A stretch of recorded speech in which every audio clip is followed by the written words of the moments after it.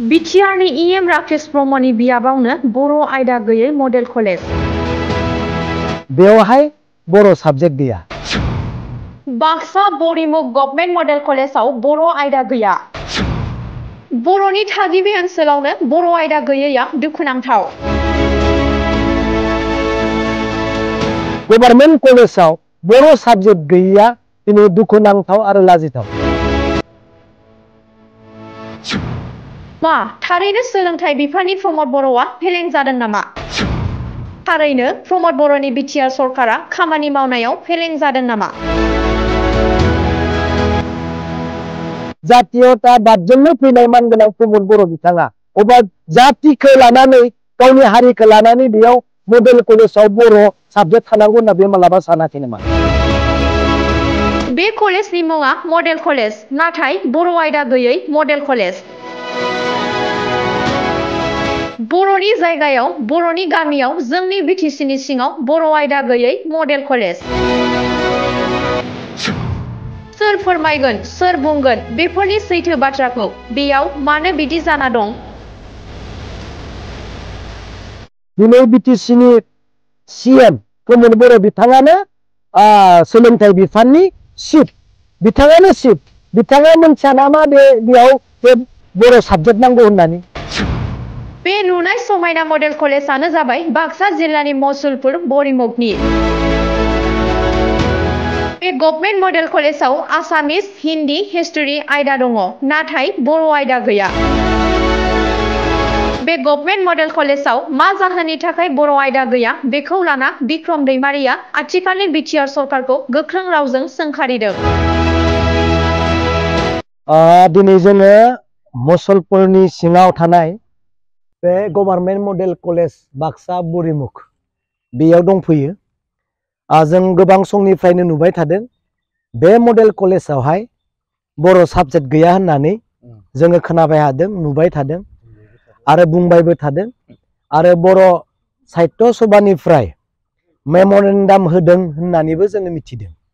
नाथाय जों दिनै प्रश्न खालामो बे मडेल कलेजखौहाय थांनाय 2019 मायथाइनि 3 फेब्रुवारियावनो गायसनदोंमोन। फैयै फैयै मानगोनां प्रमद बर' बिथांनि गभर्नमेन्टनि समाव बे कमप्लिट जाबाय। दा बेयाव सोमोनांनो गोनां खोथाया बेनो, बेवहाय बर' साबजेक्ट गैया। एसामिस दङ, हिस्टरि दङ, इंलिस दङ, हिन्दी दङ, नाथाय बर' साबजेक्ट गैया। बर' साबजेक्ट मानो गैया बे मडेल कलेजाव? जेराव बे जोंहा डमिनेटेड एरिया, बे जोंनि ट्राइबेलनि सिङाव थानाय, जोंनि बे बिटिसिनि सिङाव थानाय मोनसे मडेल कलेज, बेयाव जेरै मेजरिटिया जोंनिनो मानसि, 90% मेजरिटि बर' एरिया बियो। दा बेयाव जोंनि बर' स्टुडेन्टफ्रा बेयाव फरायनाङा नामा? बेयाव बर' स्टुडेन्टफ्रा हिक्षा लानाङा नामा?